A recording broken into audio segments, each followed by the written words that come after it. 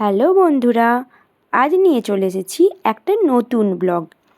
রামদান ফেস্টিভ্যালের সময় কলকাতার জাকারিয়া স্ট্রিট সেজে ওঠে খাবার আর আলোর সজ্জায়, আর বসে প্রচুর ফুড স্টল।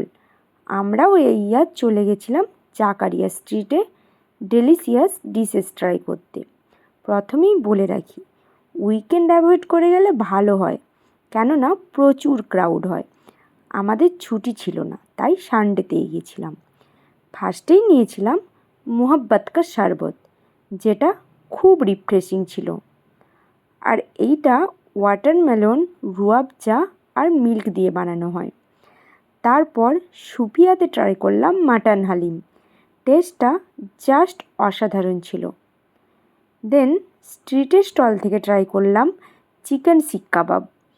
সেটাও অসাধারণ টেস্ট, একদম সফট ছিল। দেন তাসকিন থেকে খেয়েছিলাম পেশোয়ারি মুরাগ্গা।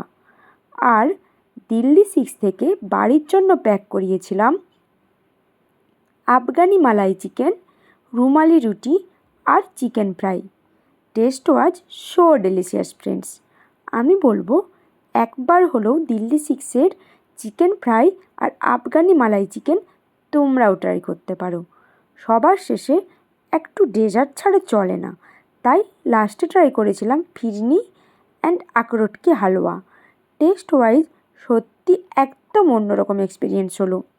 তোমরাও চাইলে ঘুরে আসতে পারো জাকারিয়া স্ট্রিট, স্পেশালি এই টাইমে। আজ আসি বন্ধুরা, আবার দেখা হবে নতুন একটা ব্লগে। Bye bye.